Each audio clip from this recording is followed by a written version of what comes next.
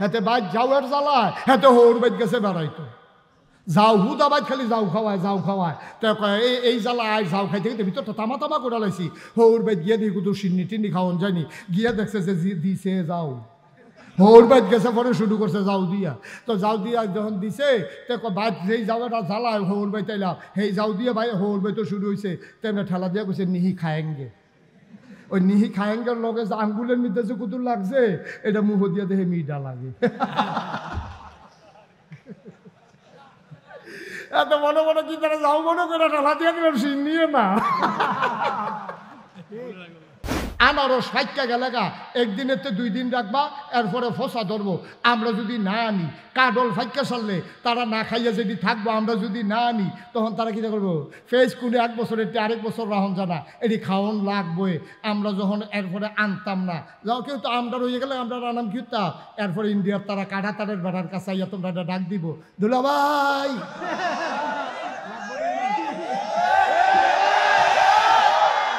দুগলা face নিয়ে আমরা তো নিহি খায়েঙ্গে শহীদ তোলে ঠিক কিনা কালাবেন কথা দেখুন হচ্ছা মুসলমান মন দিয়ে শুরু নবী দাওয়াত দেওয়ার সাথে সাথে 3 দল মানুষ নবীর বিরোধিতা শুরু করে দিল এক দল হলো তৎকালীন সমাজের সমাজপতি যারা তৎকালীন সমাজের নেতা যারা 1 নম্বরে ওরা বিরোধিতা করলো কারণ হলো ওরা জানে আমার নবীর শাসন যদি আল্লাহর শাসন যদি কায়েম হয়ে যায় সৎ লোকের শাসন যদি কায়েম হয়ে যায় আর এই জমিনে যদি আল্লাহর আইন বাস্তবায়ন হয়ে যায় তাইলে আবু জাহাল আবু লাহাব উতবা সাইবা কারোর পাত্তা থাকবে না ঠিক কিনা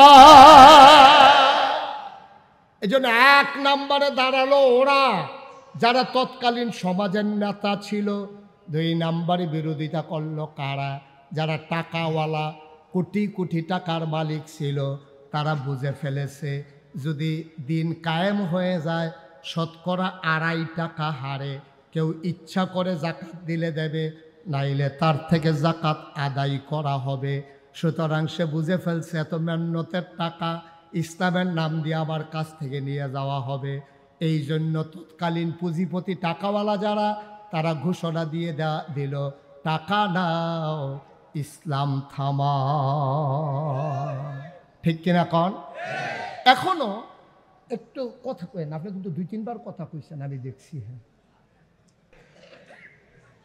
হ্যাঁ মুসলমান মন দিয়ে শুনো 1 নম্বরে তৎকালীন জমানায় যারা সমাজের নেতা তারা আমার নবীকে বাধা দিল 2 নম্বরে যারা টাকাওয়ালা তারা চিন্তা করলো যে এই টাকা যদি এইভাবে বৈধ অবৈধ কামাই ইসলাম আসলে এই অবৈধ কামাই আর থাকবে না মন যা চায় তা করা যাবে না এই জন্য টাকাওয়ালা পুঁজিপতি যারা তারা চিৎকার করে ঘোষণা দিল টাকা দাও মোহাম্মদের ইসলাম থামাও ঠিক কিনা কন আজকে বাংলাদেশে দেখবেন এখানে যেহেতু শিক্ষিত সচেতন জনগণ বেশি এই জন্য ওভাবেই বলি আজকে বাংলাদেশে দেখবেন যখন পহেলা বৈশাখ হয় তখন বিভিন্ন জায়গায় মেলা হয় ওপেন এয়ার কনসার্ট হয় এই যে কনসার্টগুলা মেলাগুলো স্পন্সর করে কারা দেখবেন প্রাণ কোম্পানি RFL কোম্পানি অথবা দেখবেন বড় বড় মেঘনা গ্রুপ অথবা দেখবেন সিটি গ্রুপ বড় বড় গ্রুপ যারা আছে বেক্সিমকো গ্রুপ ওরা করে কি আপনার পহেলা বৈশাখ রমনা বটমূলের ছায়ানটের আয়োজন তারপরে আপনার কি বলে 31st নাইট তারপরে 16ই ডিসেম্বরের নামে ওপেন এয়ার কনসার্ট স্টেডিয়ামের ভিতরে এই টাকাগুলা দেয় কারা টাকাগুলা দেয় বাংলাদেশে বড় বড় শিল্পপতি যারা টাকার মালিক যারা যারা আগে দাঁড়িয়ে রাখছিল বিপদুরা কামাই নিচ্ছে আসেনি রে কারবা আগে দেখলে মনে হইতো ফেরেস্তা একটা যাইতে আছে সাদা পায়জামা সাদা পাঞ্জাবি সাদা টুপি সাদা চুল কি সুন্দর অক্ষরে দরবেশের মতো না দরবেশে এত সুন্দর করে আটটা যাইতো আর যেই মাত্রতে মাইনকা সিফাত করলো কামাইয়া কুমাইয়া হমান ঠিক কিনা হেরা আচ্ছা কোন দুঃখে কই যারা ফাড়েনি কর আচ্ছা আমরা রে হেরা কয় আমরা বিলে ধর্ম ব্যবসায়ী আমরা বিলে ধর্ম লইয়া রাজনীতি করি ধর্ম লইয়া ব্যবসা করি এই যে মাহবুবুর রহমান আশরাফি উনি যে এই মাদ্রাসার প্রিন্সিপাল, আচ্ছা ওনারে যদি কয় আপনার গলা ছুরি লাগাইব আর না হইলে দাড়ি কামান, উনি কইব দাড়ি কামানো যাইতো না, ছুরি লাগাইলে লাগাও। আমি মুশতাক ফয়েজি, আমার যদি 1 কোটি টাকার প্রস্তাব দেয়, 100 কোটি টাকার প্রস্তাব দেয় যে 100 কোটি টাকা দেওয়া হবে, আপনি দাড়িগুলা কামাই ফেলেন, আমার দ্বারা কি সম্ভব? কথা বলা সম্ভব? তাহলে যেই মানুষগুলো কোটি টাকার কাছে হার মানে না, যেই মানুষগুলো গলায় বুকে বন্দুক ধরলে তার ইসলাম থেকে দূরে সরে যেতে চায় না, তারা হয়ে গেছে ধর্ম ব্যবসায়ী। আর যারা রাজনৈতিক ভাবে নিজেকে প্রতিষ্ঠিত করার জন্য সুরত ধারণ করে ইসলামের সিরত হলো শয়তানের, ওরা ধর্ম ব্যবসায়ী না, আমরা ধর্ম ব্যবসায়ী, ওরাই হচ্ছে প্রকৃত ধর্ম ব্যবসায়ী। ঠিক কিনা বলো?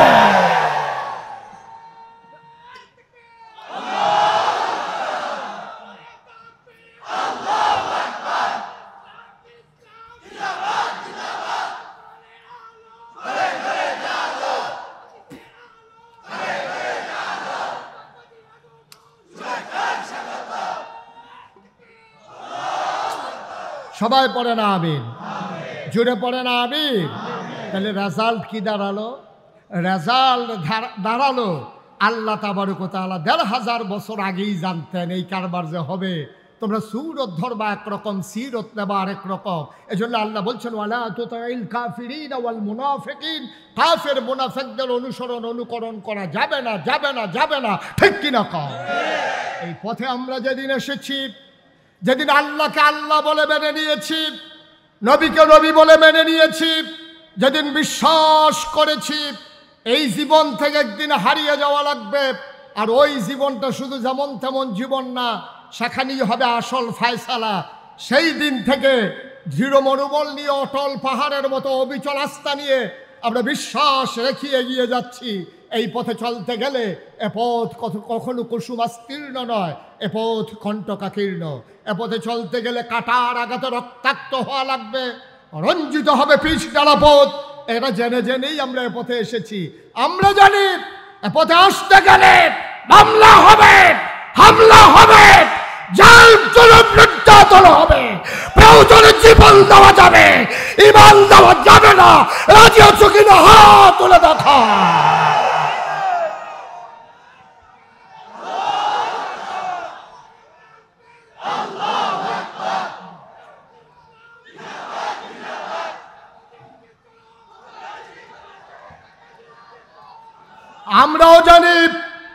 আমরাও জানি কেমন করে তাল মিলিয়ে চলতে হয়, আমরাও তাল মিলিয়ে চলতে জানি।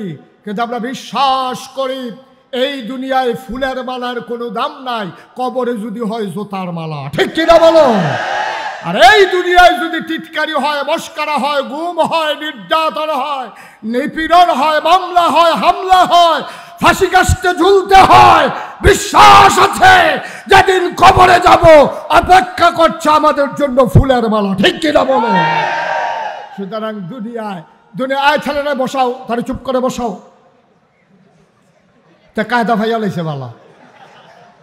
সবাই কনা আমিন, জোরে কনা আমিন। সুতরাং ভাইয়েরা, এটা কোনো হিংসি না, ঝগড়া বিবাদ না, কাউকে হেয় করা না, কাউকে খাটো করা না। বিশ্বাস করেন আপনি এই পথে যখন অবিচল আস্থা নিয়ে চলবেন, আপনার হাদিয়া বন্ধ হয়ে যাবে, আপনার উপরে টিটকারি আসবে, মস্কারা আসবে, চাকরির উপরে আঘাত আসবে, আপনাকে মানুষ টিটকারি মারবে, আপনার স্ত্রী আপনাকে মস্কারা করবে এই পথে যদি আপনি সঠিকভাবে আসেন। আজকে নতুন করে আসেন, দেখবেন আপনার স্ত্রী আপনাকে টিটকারি করে, মস্কারা করবে। আপনি দাড়ি রাখেন না, দাড়ি রাখছেন, আপনার স্ত্রী দাড়ির পক্ষে না, দেখবেন আপনার কি আগুন যাইতে আছে ঘরের ভিতরে। আপনি টের পাইছে, যার ঘরে এই আগুন সে টের পাইছে। আপনি হাতে জি কইও লাভ নাই, না কইও লাভ নাই, যার ঘরে এই আগুন।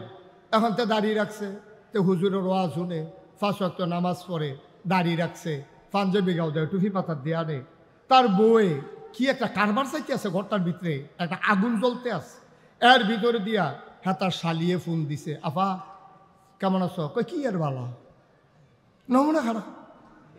দুলাভাই কতটা দুলাভাই আছে, মাইয়া তো সিল্লান দিয়া লাগছে, দুলাভাইয়ের কি তো হয়েছে?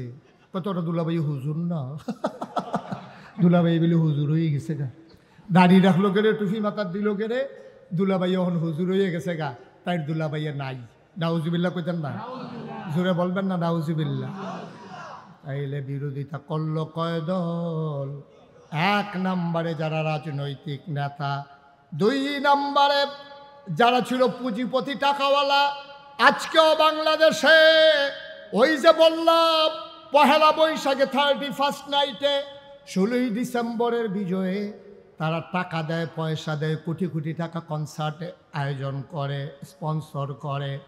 আজকে চান্দিনা মাহফিল হয়, এখানে কোনো একটা গ্রুপ এসে বলবে না কোরআনের মাহফিল যখন হয় আর আমরা যখন মুসলমান, পুরাটা খরচ আমরা কোম্পানি দিতে চাই, বাংলাদেশে কোনো কোম্পানি আয়োজন করতে রাজি না, ঠিক কিনা? ওরা বেহায়াপনা ছড়ানোর জন্য ওদের টাকা ইনভেস্ট করে, ওরা ইসলামকে ধ্বংস করার জন্যে তারা টাকা ইনভেস্ট করে, যুবক যুবতীর মাঝে অবাধ বিচরণ ছড়িয়ে দেওয়ার জন্যে, বেহায়াপনা অশ্লীলতায় আমার এই যুব সমাজকে ধ্বংস করার জন্যে ওদের যত পায় তারা ইসলামকে রক্ষা করার জন্য ওদের একটা টাকাও খরচ হয় না, ঠিক কিনা বলেন? 3 নাম্বার কারা বিরোধিতা করল? আবার আপনারা চমকে উঠবেন, থমকে দাঁড়াবেন, আশ্চর্যান্বিত হয়ে যাবেন। 3 নাম্বারে নবীর যারা বিরোধিতা করেছে ওরা হলো তৎকালীন ধর্মগুরু। যারা তৎকালীন সময়ে পূজা দিত, আমাদের দেশে হিন্দুদের যে পূজা দেয়, তো নিজে নিজে কিন্তু পূজা দেয় না, পূজা নিয়ে ব্রাহ্মণের কাছে কয়, ঠাকুরের কাছে কয়, পুরোহিতের কাছে কয়, ভাই আমার একটা পূজা দেওয়া লাগবে, আমার বড় বিপদে আছে, ব্যবসায় বাইর খাইছি, ফলা বিদেশ যাইব, তারে বিয়া করায়, ফলা বাচ্চা হইছে, আমার একটা পূজা দেওয়া লাগবে, একটু পূজাটা দিয়া দিয়েন। এই কথা বলার পরে তখন পুরোহিত কি কয়, ঠাকুর কি কয়? ঠাকুর কয় 1 ছড়ি কলা লাগবে, 5 কেজি দুধ লাগবে, একটা ধুতি লাগবে, একটা গামছা লাগবে, নতুন একটা ফাতিলা লাগবে, একটা কলস লাগবে, আর একটা খাসি ফাড়া, হ্যাঁ তো ফাড়া না, একটা পাঠা লাগবে। এই সবগুলো নিয়ে আসেন, পূজা দেওয়া হবে। খুব ঠান্ডা মাথায় চিন্তা করেন। এখন পূজা দেবে একজন হরিনাথ, হরিনাথে পূজা দিব, গেছে ঠাকুর ব্রাহ্মণের কাছে, ব্রাহ্মণ তারে কইয়া দিছে কি কি লাগবো, কলার ছড়ি লাগবো, দুধ লাগবো, ফাড়া লাগবো, খাসি, তারপরে ধুতি লাগবো, গামছা লাগবো, নতুন ফাইলা লাগবো, নতুন কলস লাগবো। আচ্ছা এবার মনে করেন আজকে থেকে বাংলাদেশে সব পূজা বন্ধ, ইন্ডিয়াতে সব পূজা বন্ধ, তো যারা ধর্মগুরু, যারা ঠাকুর, যারা পুরোহিত, এখন তো তার কাছে আর কেউ পূজা দিতে যায় না।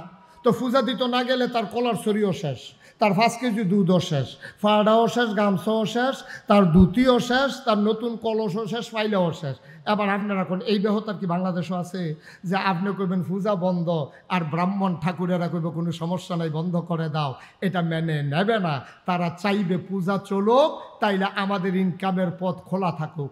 বাংলাদেশও একদল আলেম নামদারি যারা নবীর কুওয়ারিস, নবীর প্রকৃত ওয়ারিস নয়, যারা জীবন বাজি রেখে নবীর দিনকে আগাই নিতে চায় না, যারা মনে করে এমনি দাওয়াত টাওয়াত খাইয়া হ্যানতে লইয়া সইয়া এই কেউ দোয়া করে ফার করে দিয়া এইভাবে বিভিন্ন সময়ে বিভিন্ন কাজ কইরা যারা বৈশা খায়, শক্ত সামর্থ্য মানুষ থাকার পরেও, এলেম কালাম থাকার পরেও সে একটা গৃহস্থিও করে না, একটা অটোও চালায় না, একটা রিক্সাও চালায় না, একটা ভ্যানও চালায় না, কোনো চাকরিও করে না, কোনো ব্যবসাও করে না, কোনো কৃষিকাজও করে না। যেই মানুষটি বইয়া খায়, তারা চিন্তা করছে ইসলাম যদি কায়েম হয়ে যায়, সবাই যদি কাজ করে খাওয়া লাগে, তাইলে তো আমার এই সবই বন্ধ।